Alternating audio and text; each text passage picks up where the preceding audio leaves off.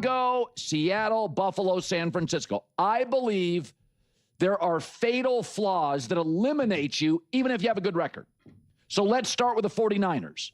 The 49ers have a fatal flaw. They don't sack the quarterback. They are last in defensive sacks this year. 13 games, only 16. No team has ever won a Super Bowl last in sacks. And Fred Warner and Nick Bosa are not coming back. The Bills. All right, let's drill down and concentrate on one franchise at a time. Our focus here is squarely on the San Francisco 49ers. To kick things off, I want to pose a direct and straightforward question to the fan base. Faithful of the 49ers, do you genuinely believe your team can win the Super Bowl this season? Do you feel your squad deserves a place inside that exclusive championship contender bubble? That's my primary inquiry. For every other fan base and organization at the moment, I feel I have a reasonable understanding of their self-assessment, what they perceive as their realistic ceiling and potential achievements for this year. Yet, I have absolutely no reading on the collective mindset of the 49ers faithful. That is, frankly, the specific insight I'm seeking.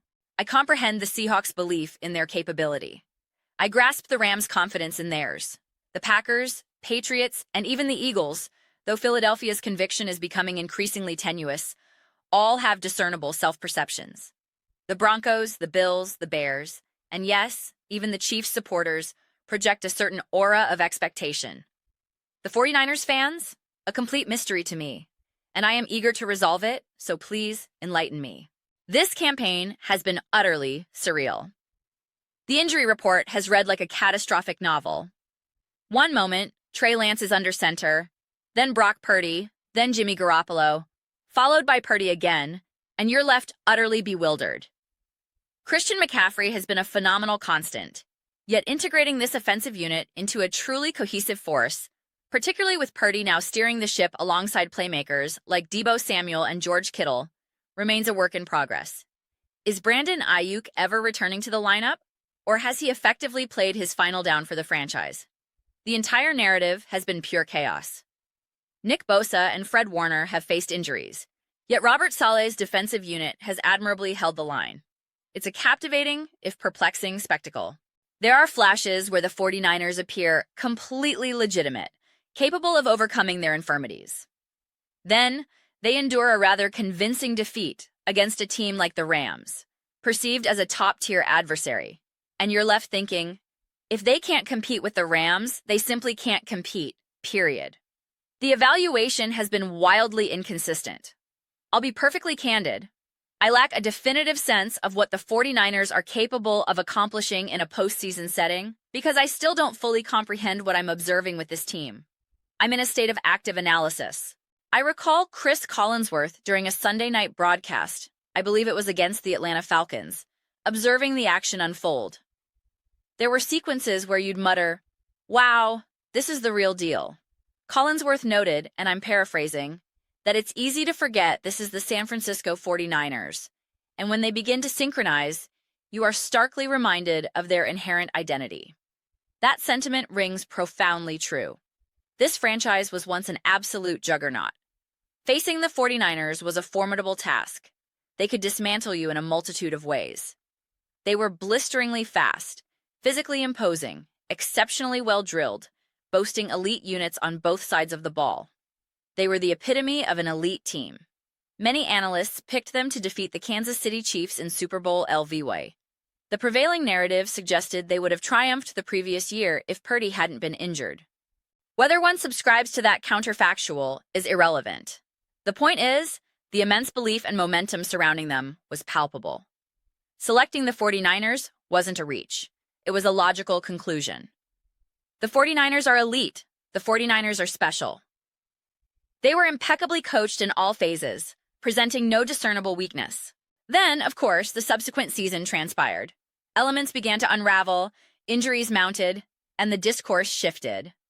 Even Kyle Shanahan faced scrutiny, a carryover from the Super Bowl where his late-game decisions were dissected. Muffed punts, fumbles, controversial overtime choices. Regardless of where one stands on those debates, the conclusion was messy, not clean.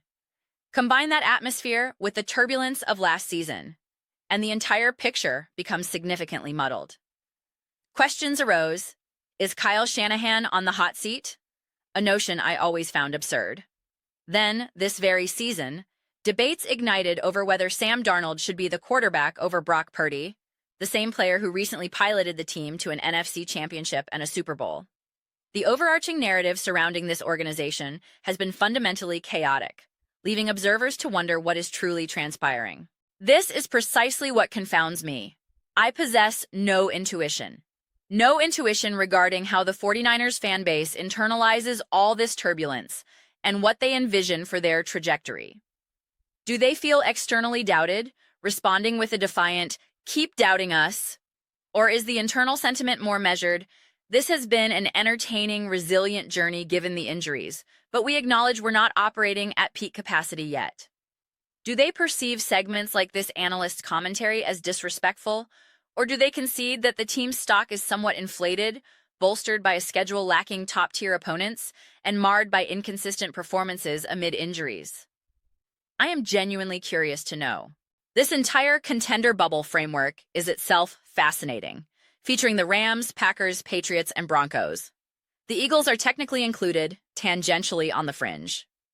Yet, outside this bubble reside the Bills, Bears, Seahawks, and notably, the 49ers. No Ravens, no Chiefs, no Detroit Lions. It underscores what a bizarre and compelling season this has been. So those are my reflections. I am absolutely eager to hear yours. What is your perspective on the San Francisco 49ers being excluded from the current Super Bowl contender conversation, with the cited fatal flaw being an inability to consistently pressure the opposing quarterback? Please share your analysis in the comment section below. I read every single comment. Whether you find yourself in agreement or vehement disagreement with my points, let's engage in dialogue. Let's debate passionately, but ultimately, let's enjoy this shared conversation. Please consider subscribing. We are cultivating a tremendous community here and would be thrilled to have you participate. My aim is to foster a space where we all feel a genuine connection and enthusiasm. I believe we are making significant strides toward that goal. Also, if you could give this video a thumbs up, it genuinely assists with visibility and the platform's algorithm. Thank you so much for your time and engagement. I'll see you next time.